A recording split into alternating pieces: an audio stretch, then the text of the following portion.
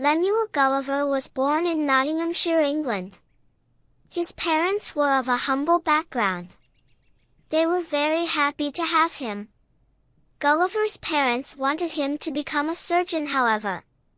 Gulliver often dreamt of voyaging and exploring the seas. Oh, how I wish to travel across seas and discover lands that no one has before, lacking proper guidance for voyage. Gulliver took his parents' advice and became a surgeon. He was one of the finest medics in England.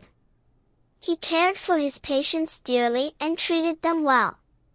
Yet Gulliver's heart and soul always went out to the sea. He often wondered if he would ever be able to sail on the shiny waters. Years passed. Gulliver was now married and had 2 kids. He was a doting father and a loving husband. But he longed to live his dream. "My dear, what is the matter? You look sad." "I have been offered the job of a captain on a ship. I want to take it. But I worry about you and the kids." "You must always follow your heart if sailing makes you happy. Then you must take the job, but promise me you will always return safely to us." "Thank you, dear." Gulliver waved goodbye to his family and set out to sail the South Seas. He felt like the happiest man in the world. But he was completely unaware of the challenges that lay ahead. That night a storm hit the sea. Waters rose angrily and the waves dashed to the sides of the ship in no time. The ship wrecked completely and sank. Gulliver swam for as long as he could to save himself from drowning. While he thought this might be the end of his life, a huge wave pushed him deeper into the sea. Fortunately, it wasn't the end for Gulliver. He was washed over to the shores of an island. He was in a deep sleep. As he opened his eyes, he felt something on his back. But he was too tired to wake up. Some time passed, and Gulliver was finally awake. "Ah, I am so tired. Why am I tied down in the sand? Oh, my hair!" As he looked down, he was shocked to see a small man as big as Gulliver's smallest finger walk towards his face. Gulliver was confused. "Am I dead? Why are people in heaven so small?" "Giant, what are you doing on our island of the Lilliputians?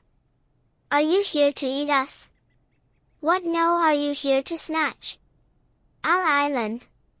"What island?" "The island of Lilliputians." "Wait, I already told you that. Did Blefuscu send you?" "What coup, giant? Tell me your intentions." "My name is Lemuel Gulliver, not giant. And I am tired. I don't know how I came here last. I remember I was in a shipwreck in the South Sea, and I drowned." The soldier could tell that Gulliver was not lying. "We will take giant Gulliver to the city and let the king decide his fate." 300 horses were brought to drag the huge carriage that the Lilliputians built to move Gulliver. Gulliver was taken through the city. He still didn't believe his eyes. "It surely is the island of Lilliputians. And they look at me like I'm the different one. Strange. If someone else is different to you, then certainly you are different for someone else's perceptions." "Uranus, this man says he means no harm to us. In fact, he says his ship was wrecked by the mighty waters, and that now he is lost. We can't just trust him.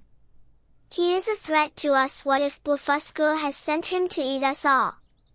Your Highness, he doesn't know Blefuscu. He calls it a coup. Tell me, Redressal, do you think we should trust him?"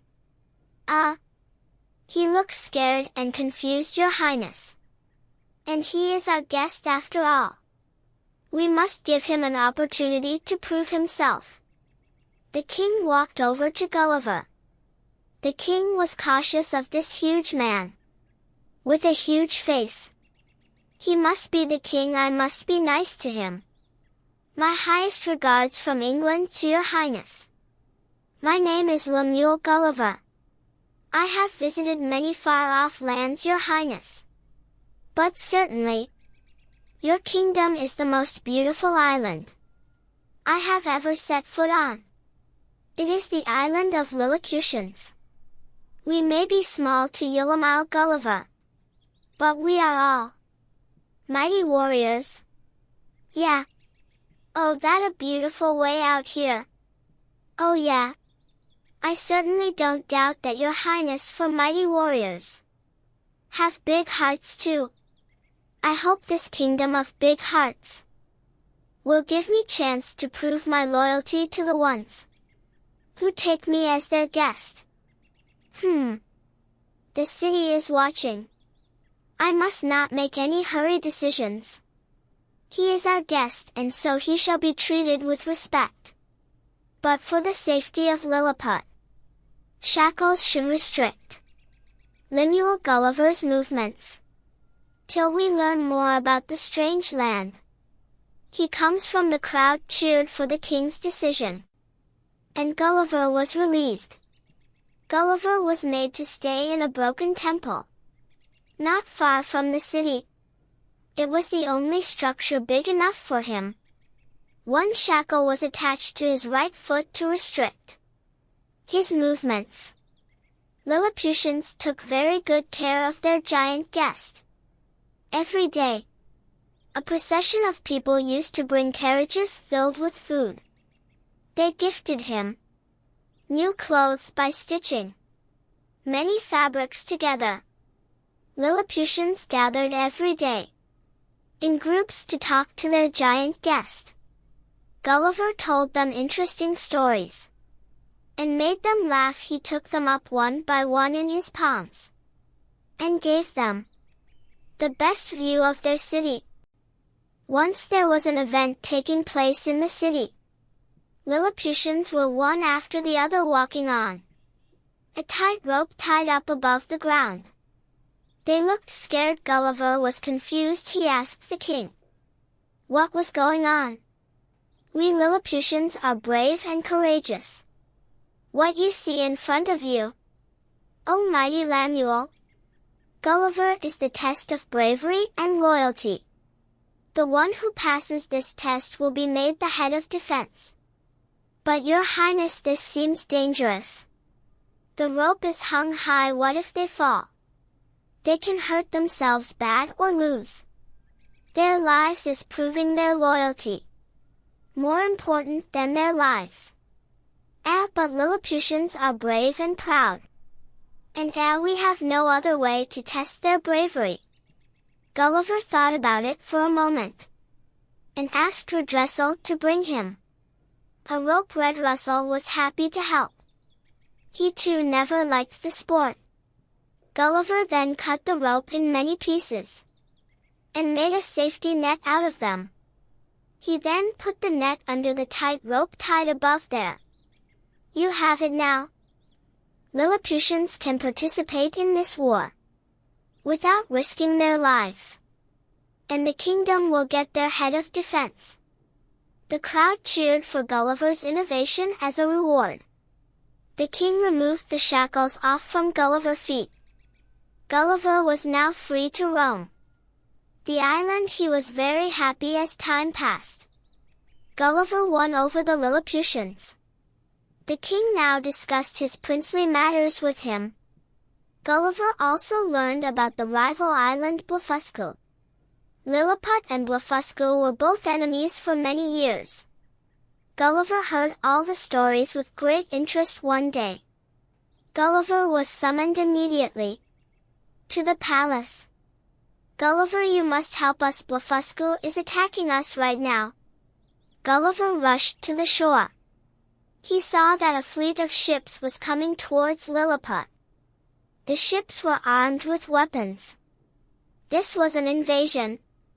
He walked towards the ships with a rope. The Blefuscuians were shocked to see Gulliver. What is that? How is that so big a tack? Ah, cut it out. It's not working. Fall back, fall back. Gulliver tied all the ships with the ropes and pulled them over his shoulder like a gun bag. He dragged the ships to the Lilliputian shore. The crowd once again cheered for Gulliver.